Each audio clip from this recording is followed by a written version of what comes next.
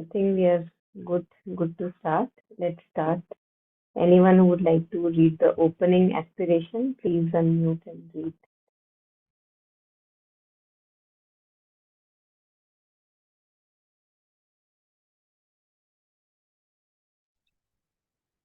Yeah, with boundless compassion and wisdom, I will work for the welfare of all. May we be free from hunger and discord and have joy and a world at peace. Thank you. I think this line is very interesting. Uh, Also, I think once you had shared about how wisdom is important with compassion, and this one here, that this hunger, not only the hunger for food, but this incessant hunger that we have within ourselves, the restlessness, the thirst that we have, which does not get quenched, or even if it gets quenched, it's very temporary, and then again we are hungry again, ready for more. So it reminds me of that. May we be free of hunger and discord. I think discord within and outside in our relationships with the world, and how we have like contradictory personalities within at discord most of the time. Yeah. Okay. So we were finishing verse 3. Maybe today we can finish verse 3 and start with verse 4 also. Let us see. So verse 3 was benefiting from solitude. When unfavorable places are abandoned, disturbing emotions gradually fade. When there are no distractions, positive activities naturally increase. As awareness becomes clearer, confidence in the Dharma grows. To rely on solitude is the practice of a Bodhisattva. So we were towards the end here, page number 29. We can take it from maybe one overlap we can take the starting from when our minds gradually begin to see more clearly. So we can read from here and read until the end. Yeah, anyone who would like to do the honor, please unmute and read.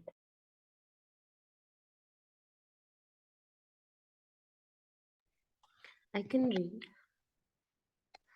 When our minds gradually begin to see more clearly, with less delusion, less judgment, and more clarity, and all our upsets, anger, and ego defenses begin to quiet down, then our incredible gratitude to the Buddhas and all the masters who came later and have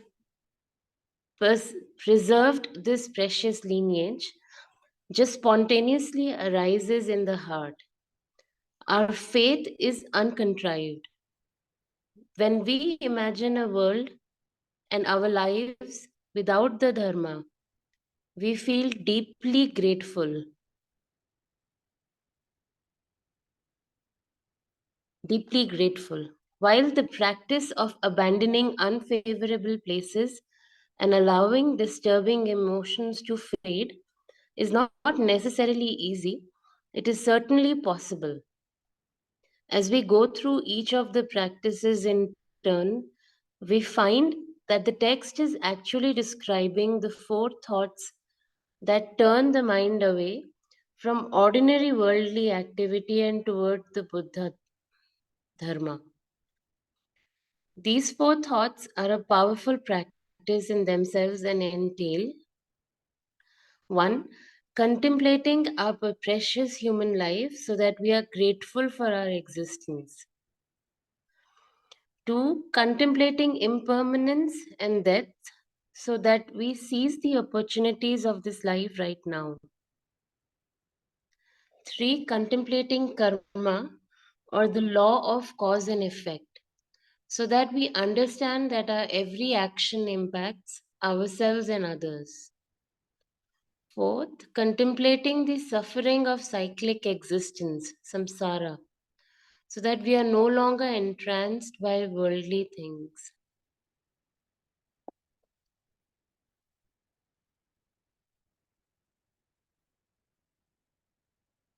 Do you want me to continue or? Yeah, I think you can finish this up and then we will take it up for reflection. Okay. We've already discussed the precious human birth and how lucky we are to be here with all the endowments that we carry with us.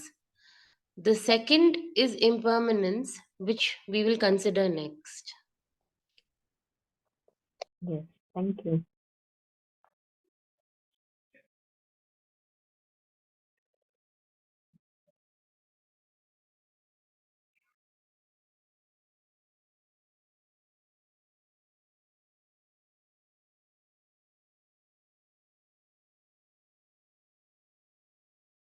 So I think we often wonder about the path being difficult, how difficult it is to let go, how difficult it is to even, inwardly forgive people, and so that ease can come in our being, and how difficult it is to uh, get away, step aside from disturbing emotions and giving rise to them again and again. We often talk about it since our stories are so real and rigid in our mind that it's very difficult at times to let go of things which are bothering us.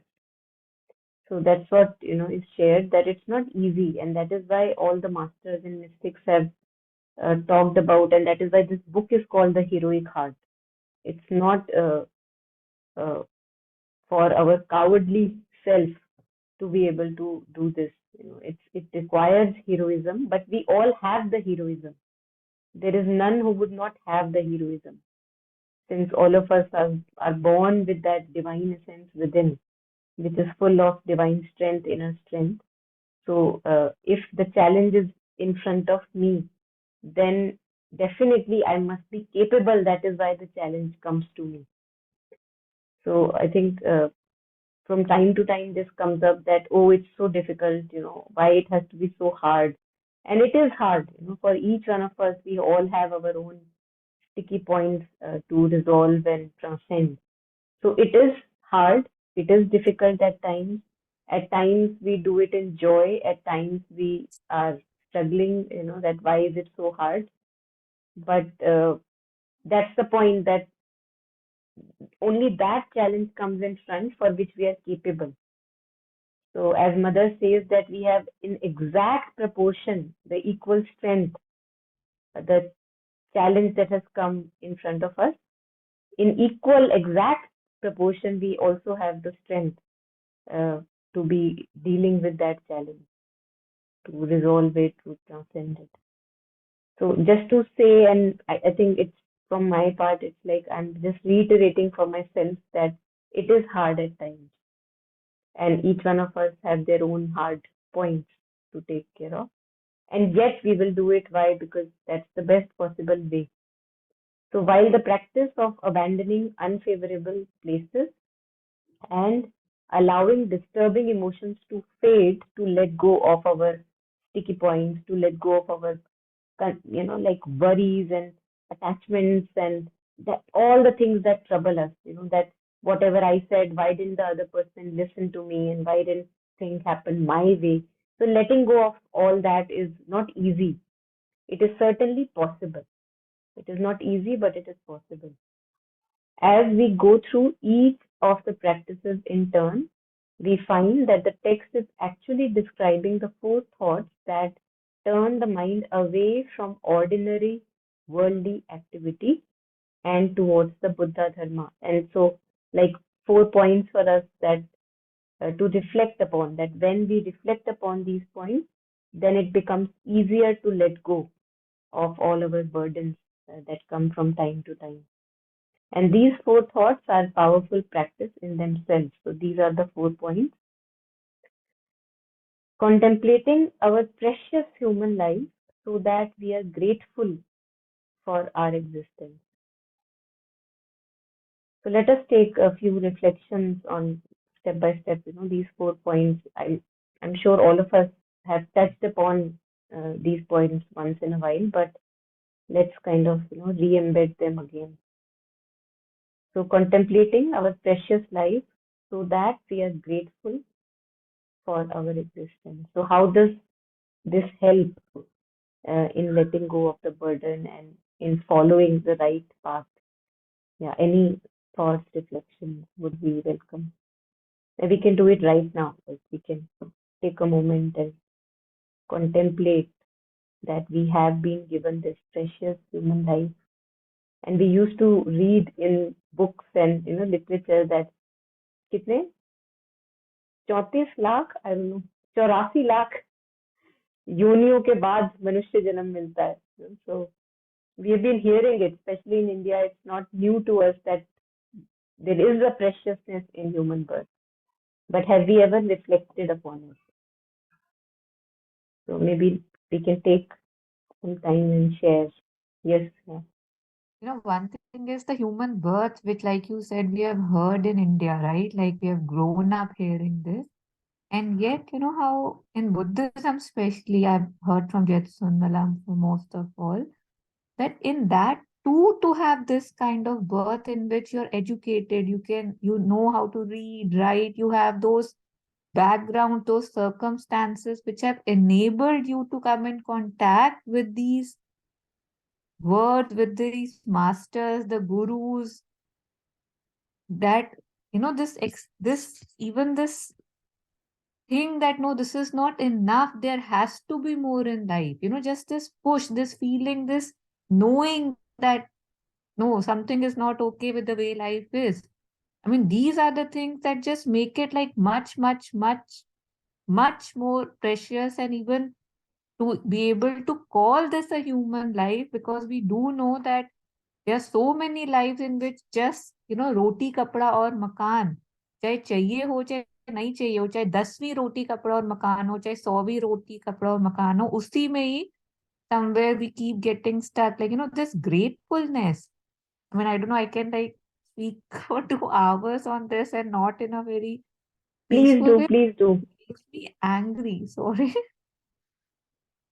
Yeah, I was just saying that the lack of gratefulness in my life, for example, not, I would not say lack, but ऐसा लगता है अभी कितनी ज्यादा और possibility है. Like anything that I have issues with, I have issues, but when it's okay, I never ever say that, oh, that's solved now. Oh, I have accomplished that now. Oh, this is taken care of me now. Okay, my this thing is hurting, but there are other 899 parts which are not hurting. I don't know, there is this stupidity, this blindness, this, I don't know, this knack for just going for something which is wrong, which is not okay in my life. Like I would rather sit and cry for the one thing. You lose a family member and one can cry for 30 years that I've lost that family member, for example. But what about the 50 people who you're surrounded with? I would not, I just see the lack. I just see the lack. This is missing. This is missing. Like how mother says that stand on faith as one stands on a rock. I think I've said this before, like faith, of course, is there, but I feel that if one stands on gratefulness, it's very, very hard then to complain, because how do I complain when I know, when I can actually acknowledge and stop getting, feeling entitled कि ये तो मेरा है ही जो कि है नहीं. I mean, if we make a list, which we never do because we know हमारी चोरी पकड़ी जाएगी, it's just my temperament, right, that just goes towards the lack, sees the lack. बस एक ये चीज ठीक नहीं है. Healthy body, healthy mind, educated families, well developed overall personalities, no issues with money in general, very stable. And yet सबकी life में कोई एक चीज, दो चीज ऐसे होती हैं जो बस कुत्तों की तरह बस घुमाती रहती है, घुमाती रहती है, घुमाती रहती है. Decades we could spend on that, this happened to me, or this one thing. So if this is there, if I can clutch to gratefulness, it would be very, it's less drama I can have in my life, and I can actually focus on things which can take me towards more growth, more lightness, more simplicity. Otherwise, ये तो never ending है ही. मतलब I can do this dance for as long as I want, but it's not true. It's not true. मतलब it's blinding. If I look at myself, like I sometimes feel like, to hit my head on the wall at times. Like if I spend like 2 hours with the pain, that how much do you still have, and how could like एक moment be which I spend, which I obviously do and say, oh, this is not okay, that is not okay. Like shame on me, I feel, and yet it keeps coming, and I start, keep seeing, and I'll stop now. Thank you. You don't have to. Yeah, please go ahead. 2 घंटे हैं हमारे पास. I have extended in my heart the session. Yeah, but thank you. Yes, totally resonate. Yeah, anyone, please add on.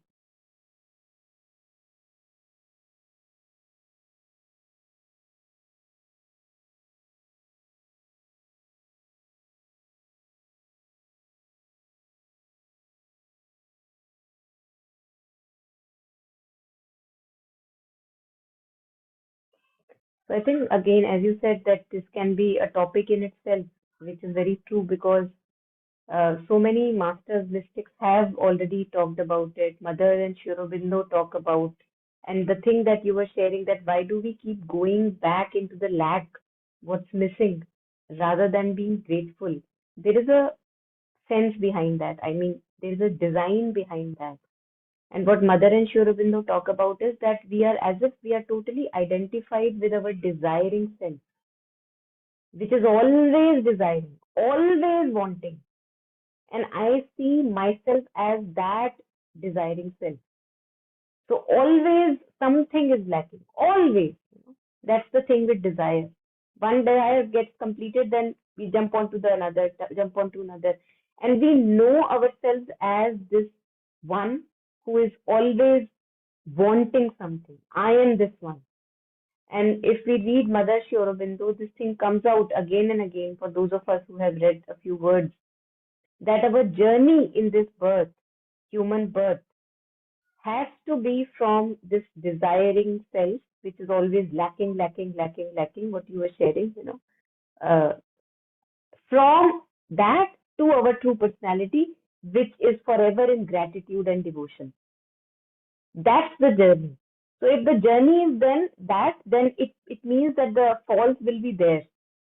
Then when I read this, understand this, then I can actually take it for like, okay, it is there. It will happen. The falls will happen. And yet, as you were sharing, yet I will get up every time, dust off my pants, be grateful or whatever, move on. So that's the journey. I think that really helps me to see these words, that our journey is from the desiring soul to the true soul. So every time the desiring soul pops up its head, and I begin to relate myself as this one who is desiring, I can step back. I can step back. And 1,000 times, infinite number of times, I will need to step back. That's the heroism required. That it's not like an easy shortcut, quick fix. That okay, the desiring self gone, dissolved. So it's not going to happen. My focus will go from gratitude to lack again and again, because that's the design. Unless a true, as Mother says, in the book The Mother by Sri Aurobindo, he talks about that unless an irrevocable transformation takes place. And Mother comments upon it, and Mother says that before the irrevocable, where you can't take a U-turn back to that lacking self, unless that takes place, before that there is a long time of this pendulum-like movement, that goes on. From gratitude, we build up. One day we are feeling glad and grateful and everything, and then the other day again we sink back into the lack. So this will happen because many parts are still holding on to that lower consciousness. They are not ready to be in fully gratitude all the time. So they will, again we pull down, pull down. So we have to take those parts also along. And that is why he says that unless an irrevocable transformation comes, where the U-turn becomes impossible. So you are a different person altogether. It's not, you can't relate with that sense of lack anymore. Yeah. So yes, I mean, can't stress really the importance of it. Yes, please One go thing ahead. more, I see that, we call ourselves intelligent, obviously all of us do, and yet logically, it doesn't make sense because if you actually see people who are grateful or, just more, I don't know, ingratitude in general, doesn't mean they'll have more. Oftentimes, in worldly terms, they would have the minimum, like, compared to, say, in a family, when you see your family members. Like, I personally, had my father's sister who, according to, the financial standing, was like quite not okay compared to the rest of the family and stuff. And yet, the gratitude in her. So, we keep looking for logic that सबके पास ये है, वो है, ये है, वो है, मेरे पास ये नहीं है, तो मेरा रोना justified है. Right? That reasoning somewhere is not there, and like I have this travel agency, and when the international guests visit India, especially, the old cities and all, or, while they are going from one city to the other, lot of time they ask this question that we wonder how people can smile, like when we look at them. This lady, she's working in like 45 degrees with bricks on her head, and when I'm looking at her, she's giving me a smile. So they are like, dumbfounded. How can she smile? What does she have to smile about? So it's very interesting. But if we have to pause, we'll see that my reasonings, they don't take a hold here, like they have no logic. It's just I have a tendency, it's like a slippery slope. So yeah, just fine.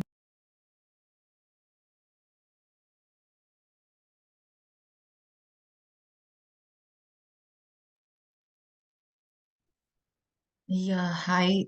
I'm just wondering, is there any way, any other thing except for being mindful that this pendulum can be slowed down? The pendulum between the desire and the gratitude self. Um, I do a gratitude journal every day, and I realized what Taru's just said, that still so much of possibility. बहुत शर्म आती है खुद। मतलब ये जो शरीर है इसकी तो बिल्कुल ही ग्रेटिट्यूड नहीं, सो मच ऑफ ग्रांटेडनेस की, हाँ भाई तंदुरुस्त हैं। वो जिस दिन कोविड हो जाता है या टांग टूट जाती है तब रियलाइज होता है कि अच्छा ये भी एक चीज है। So I'm just wondering, is there any way, other ways to slow down this pendulum or to become more mindful other than just knowing कि हाँ ये pendulum चलता ही जाएगा? I also feel that whenever I'm in the lack, usually हम सोचते हैं ना कि एक लैक होगा तो हम कोशिश करेंगे उसको पाने की। मैंने देखा है उल्टा है। जब आप ग्रेटिट्यूड में होते हो you are even more motivated to do more, give more, try more. So in any case it is not serving us any purpose, the lack, फिर भी चिपके पड़े हैं।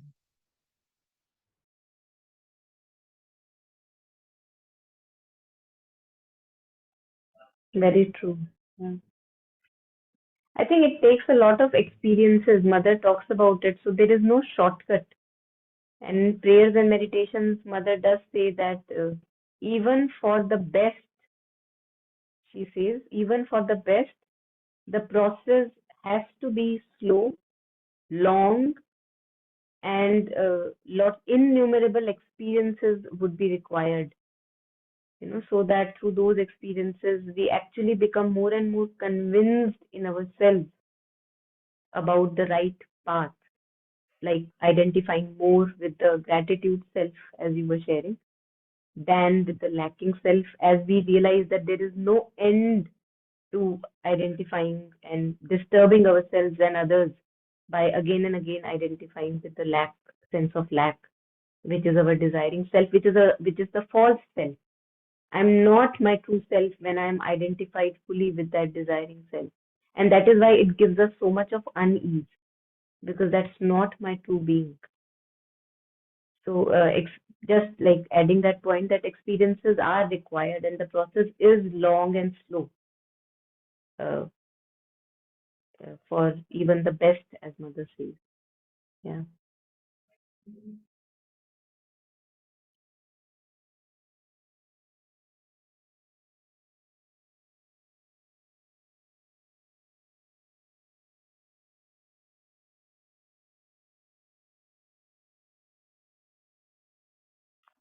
Yeah. Any more thoughts on this? Anyone? So we were talking about this point one, that why is it good and helpful to contemplate on the preciousness of human birth, contemplating our precious human life.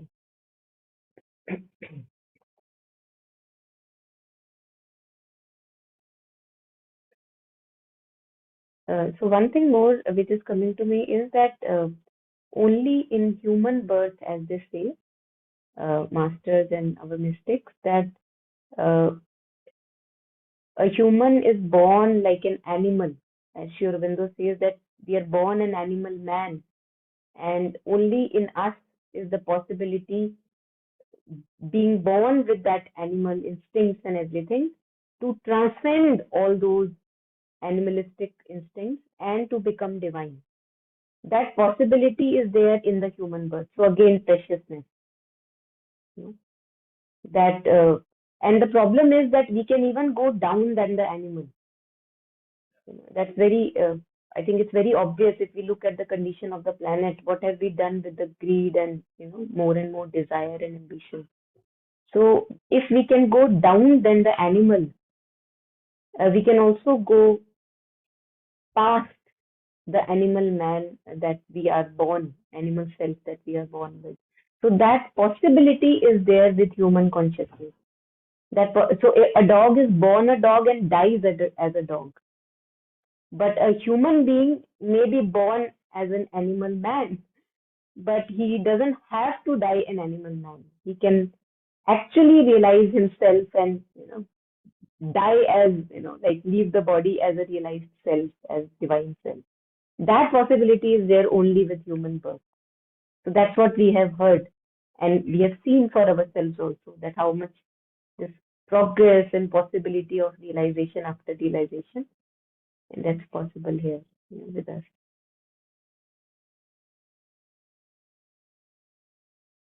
So I think what helps here is that whenever we are just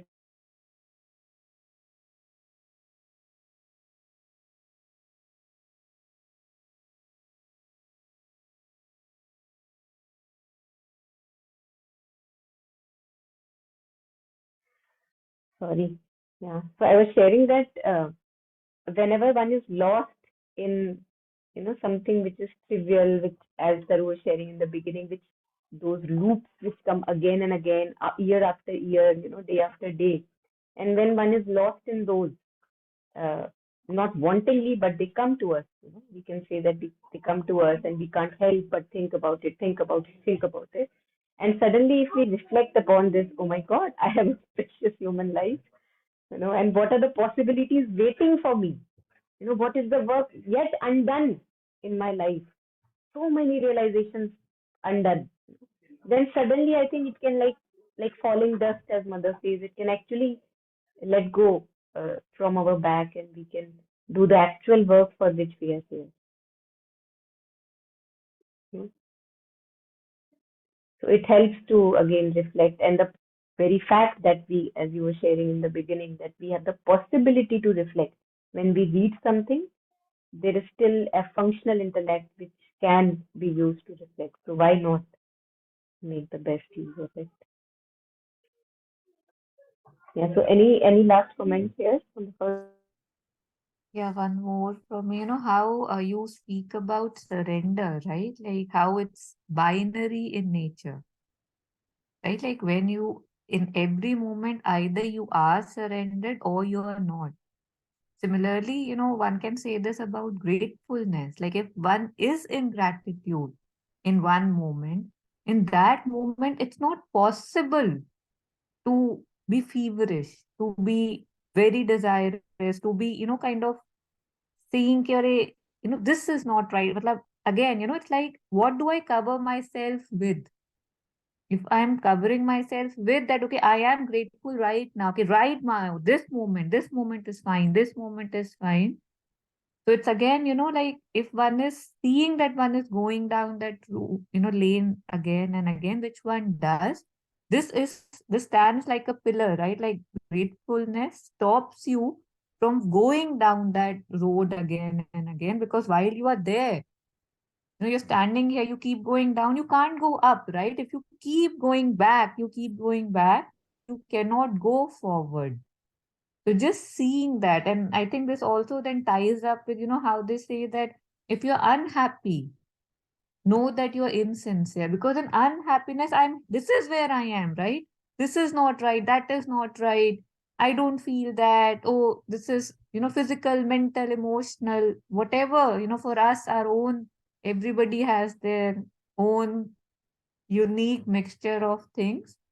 So with that is there, then if I'm not okay, if I'm not fine with myself. That is why I guess it could be said it's insincere whenever you see yourself not happy, because there are so many other things, even just standing here, you would not be able to identify with the lack.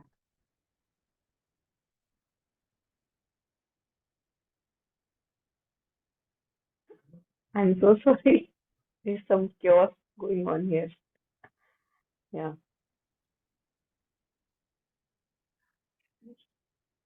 So, yeah, anyone wants to add on to what you just shared? Uh, so hi. In fact, what you said earlier, Monica, right? So, like how we come into, in terms of the birth, the you mentioned the animal man, right? And then we have the potential to realize and move on as uh a realized human. But what I find, I mean, at least my experience and being with I've always had this little, you sort of are more attracted with, animals, right? So like dogs, every day they bring so much of uh, the potential that you associate, or at least have the relationship with an animal. And then to know that, that, oh, this is possible for you, and this is an animal showing you. It's not, I mean, not that humans don't show, but that kind of compassion, and that kind of, like the documentary of Jane Goodall, right? I mean, the one that you had shared also, and over the years, not just, not just her, but so many things, and so many other documentaries, so many other relationships. And yeah, because I mean, I have a pet, and I'm sure people who have pets, and who over here also, the kind of what they show you and what you realize about yourself sometimes doesn't come exactly with other humans. It might not immediately, but with an animal, the you are your true self at that moment.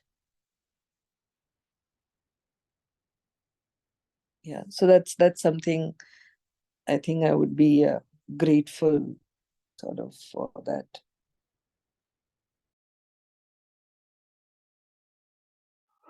I think that's why one of the masters had said, no, Bazi le gaye kutte. Maybe Baba Farid or I don't know, Amir Khusro maybe. Oh, is okay. Yeah, that Yeah. as you were sharing, that they show us what is possible. Yeah. because they don't go down below the animal level, but we deep down too much. Yeah. Because you also I mean, I think when your relationship, I mean, or whatever that you would call the momentary, that moment when you are with this, this particular animal, or maybe whether you look into the eyes of, probably a cow walking on the street, and it's almost like telling you that, oh my God, this is also the divine that you are looking for. And suddenly you feel that, there's this moment like, oh, you are oneness. Because see, yeah, with humans sometimes it's very difficult to look into somebody's eyes and say, yes, I truly know, or I truly feel what you feel. It does take a little bit of time. But I think with an animal, you just, because they look at you, and, they look at you for what you are, or what, at that moment you are giving them. And that's it. You are in that present moment. And I think that's one of the things that I feel, yeah, very grateful for. Especially, yeah, being a human, and yeah, and then being able to relate with an animal. Yeah. So thank you. Yeah, thanks. Yeah. So it was Bullisha, as Manmeet has shared. Bazi le gaye kutte. Yeah.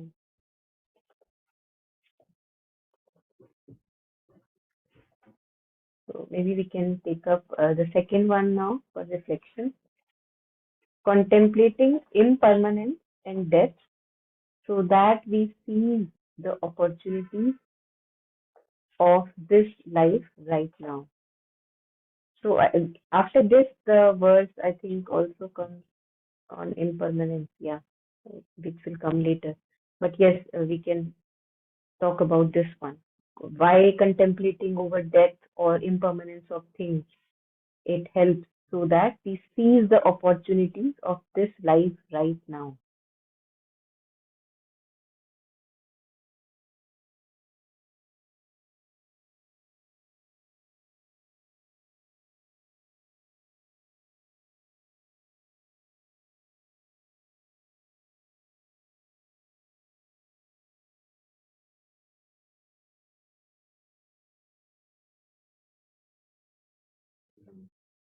Yeah, so if anyone would like to share thoughts and reflections on this.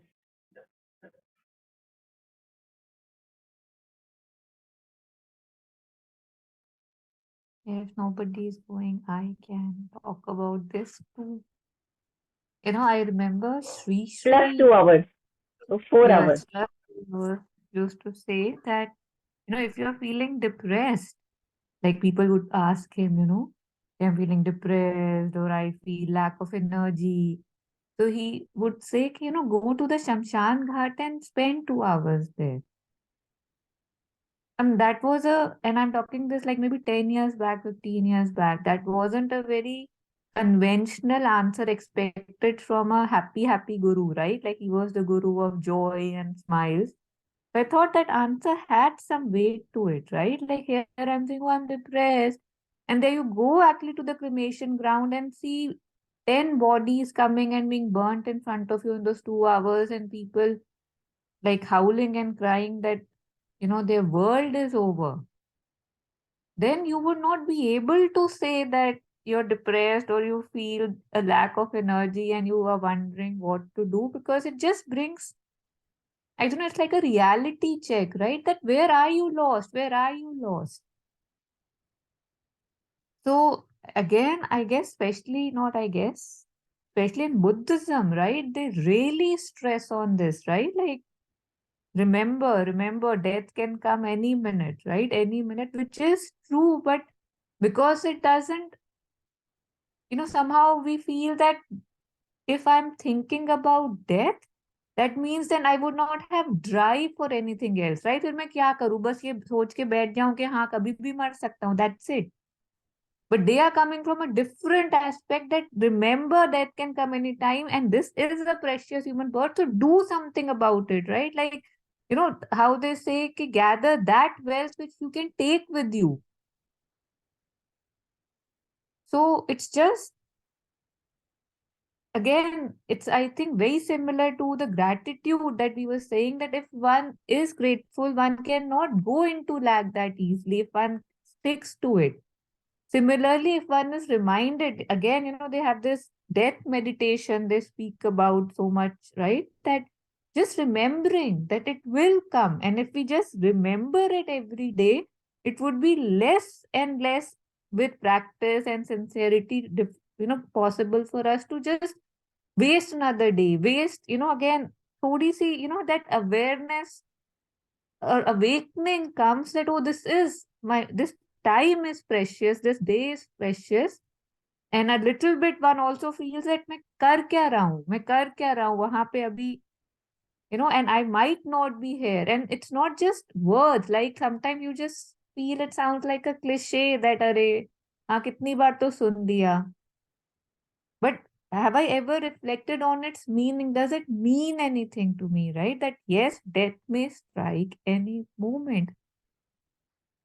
And कुछ होता है, फिर हम बोलते हैं कि अरे 2 minute पहले तक तो सब ठीक था या कल तो वो ठीक था.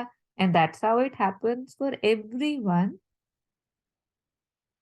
So to truly live, right, they say that one has to remember that one can die any minute, so that one can, and like countless other things. But yeah, thank you.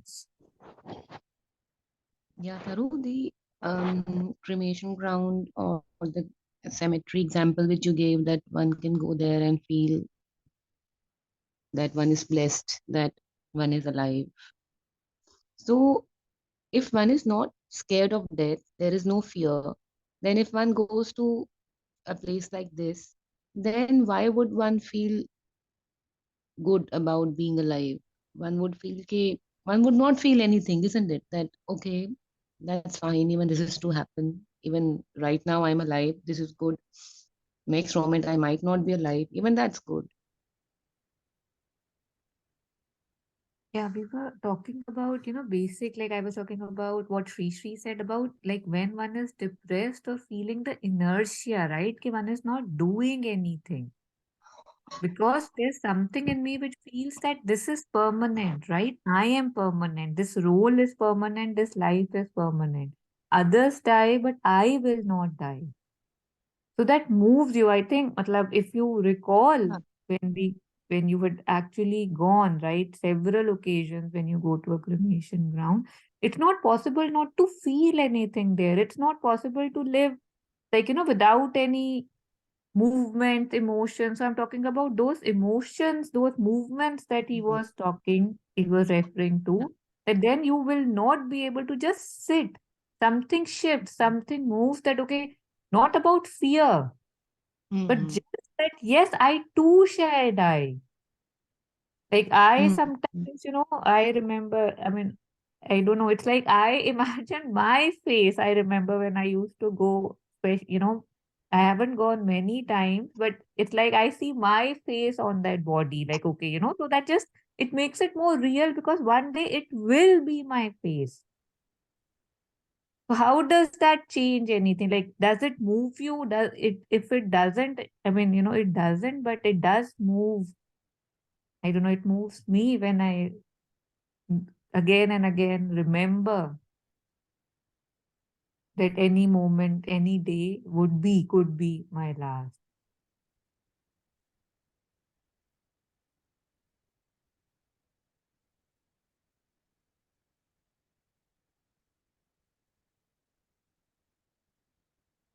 It's like when we go on a vacation, right? Especially if we have, like, say, in one resort, like 8, 9 days.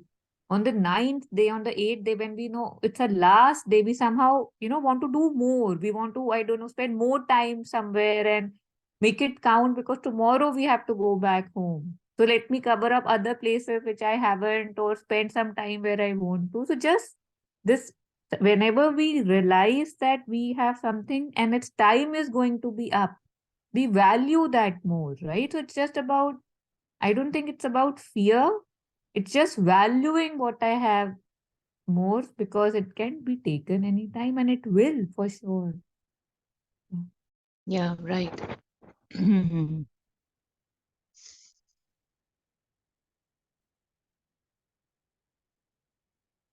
that can be applied to relationships also. Like sometimes we get upset with somebody, and then we know that everything is so impermanent.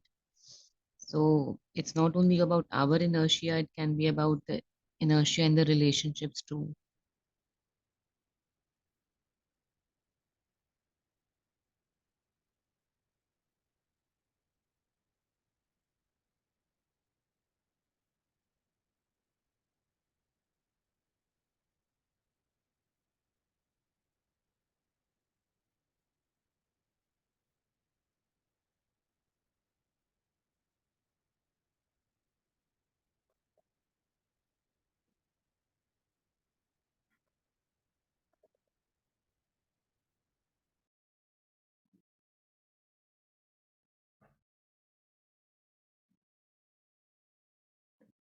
So one thing on impermanence, I think death we have already maybe touched upon a little.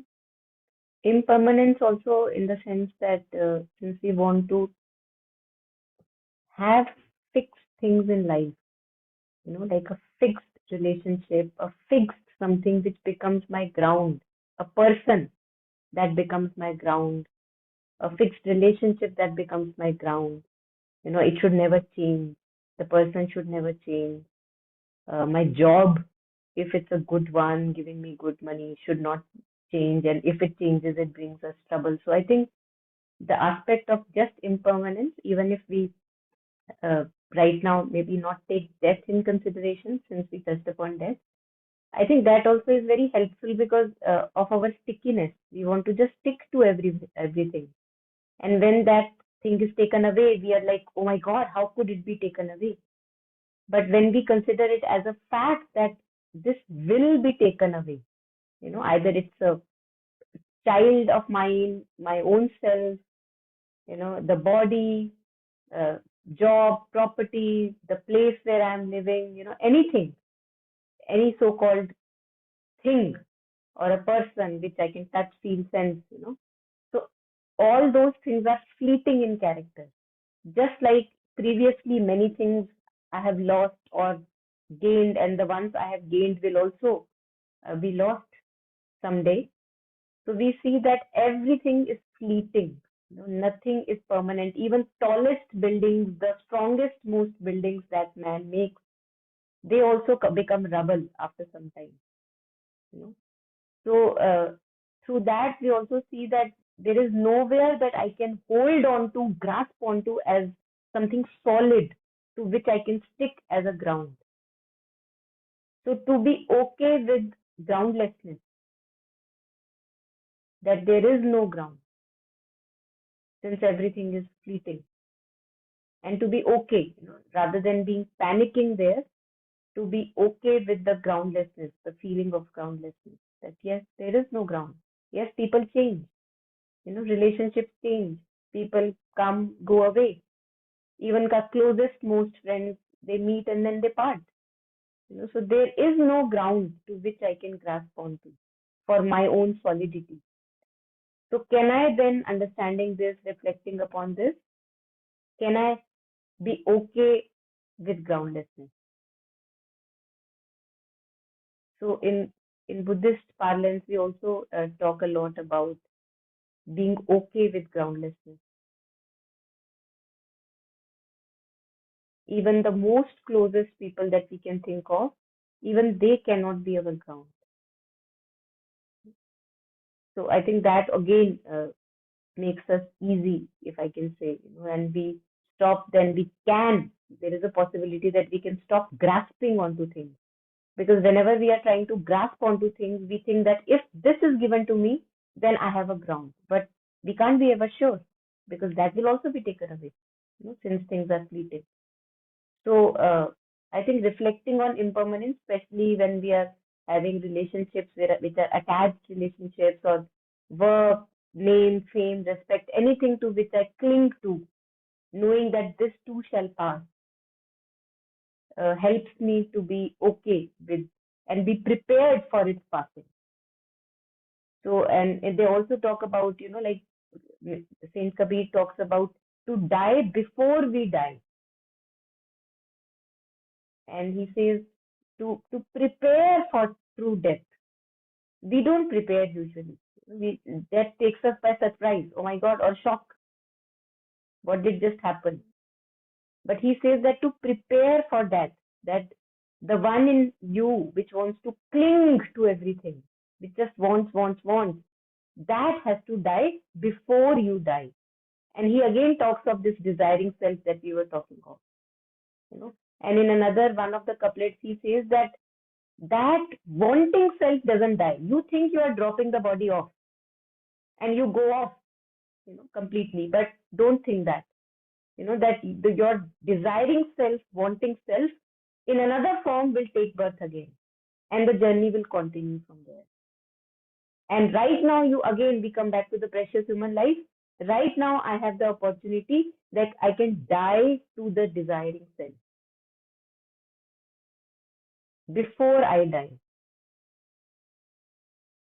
So I think that also comes to me here, so that we can seize the opportunities of this life right now. What Ritu was talking of, Taru was sharing that, you're talking of that in relationships also, if we realize that, oh my God, this will go away, I'm not here for all the time, then immediately we can let go of that anger that is building up, frustration that is building up. There's so many things which are okay still. Why do I have to take burden? And I remember that when I was diagnosed in the beginning, and I was again, when you're diagnosed with any life-threatening illness, it's like as if you're standing in front of death every time. You don't know when to go away. So every time I would begin to hold on to something very tightly, something is burdening me. And the moment I go on in the bathroom to pee, since it was related to the bladder, I would ask myself that would I be still holding on to this that I'm thinking of if right now is the last day of my life? And I would say no. So that even now, it helps to let go, let go, let go, let go. Because as you were sharing earlier, that we actually don't know when is our last day or the last moment. We may be in very fit, healthy, totally rich condition, but yet things happen. And as they say that in whatever state of consciousness we pass off, that is the state of consciousness in which we begin the further journey. So what would I like? I think we can begin preparing that. What would I like? In what state of consciousness would I like to pass off? And in Bhagavad Gita, I've heard that Krishnji says that if you remember me when you are dying, then you come to me. Those who remember me while dying, they come to me. And then, of course, then the moment of death, we don't know. So we have to remember him all the time. If there is an aspiration that I want to, of course, everyone goes back and merges in the self. Not to say that there are some who don't, but still conscious, effort and not wanting to come repeat this endless cycle of birth, rebirth, birth, rebirth, birth, rebirth without accomplishing anything. So if we can become conscious, then collaboration can be done. That's what Mother says, that collaborate. Don't take so many detours.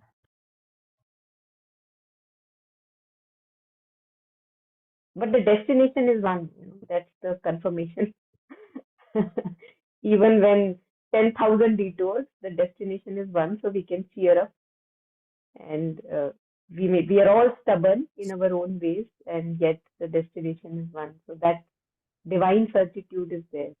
Yes, sir. Yeah, something funny, I think it'll make you laugh.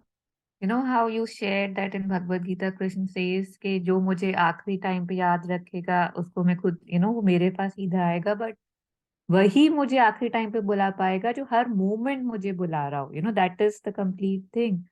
So once I had heard this, that why do people name their kids with name of divine, like Ram Bhajan, those kind of names and stuff. So the logic that was given to me was कि because lot of times during a dying moment we would call our children.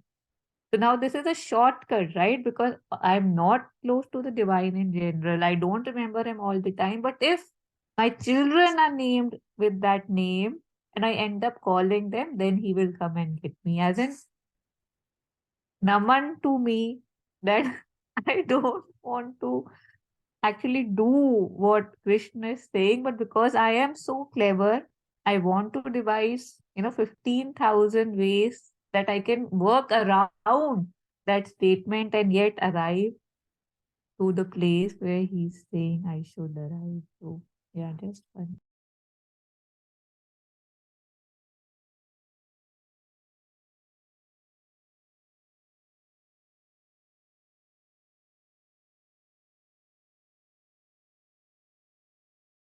I think that's why uh, some of the masters have actually said that please keep me in pain because in pain I do remember you the most. Rahimji has said, I think. So, because somehow the character that we have, like a really dog's tail kind of a character that Swami Vivekananda says, it's really like the moment we get okay, we again fall back into that slippery slope, and yeah.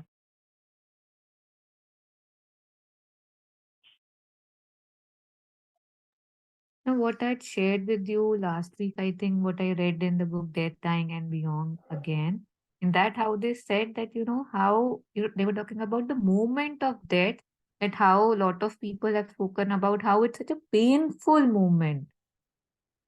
So it was explained that just like, how the nerves are attached to each other, like the physical nerves are attached to different organs, there are nerves going from the subtle into the physical, which are attached. And for an ordinary person, it's an extremely painful, letting go, that when it detaches. And yet it said that if you're used to detaching yourself from just the body, for them, it's like very simple. That yes, that never was me. I had a body, I had to. Like if I have a bag, if I have a car, no matter how precious they are, I know they come with expiration dates and they are not me, they are mine. They belong to me. And yet there is me which is bigger. So I think that too is also a very good reminder that it's not just हम बड़ी बड़ी बातें करने के लिए बोल रहे हैं या just to prove I don't know whatever, but practically we are talking about how to make it less painful right now. Say this life, this sansar, this even death. I'll firstly obviously have to stop being so clever about things, and then these are the pointers that are given, right? कि अभी कर लो, बाद में obviously कहाँ होगे क्या होगा, it will be too late, too late, too late, because it's baby steps we take. And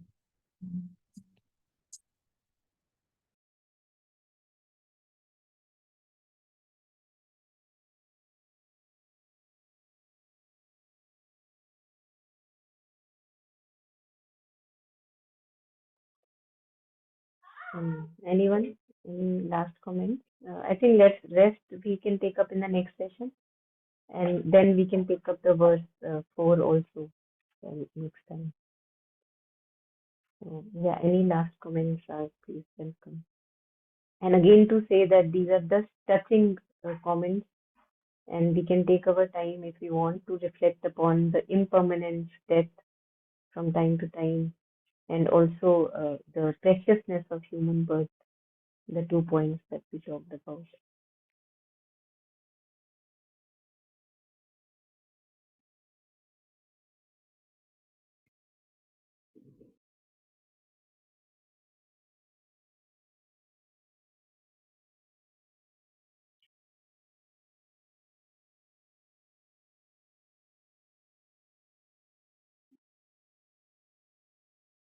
Okay. So then we can end here, just taking a moment in silence to dedicate shares to the merit.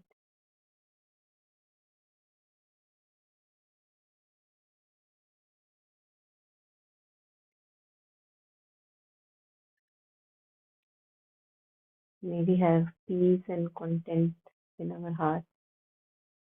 May we have simple, uncomplicated minds and lots of joy and progress in life.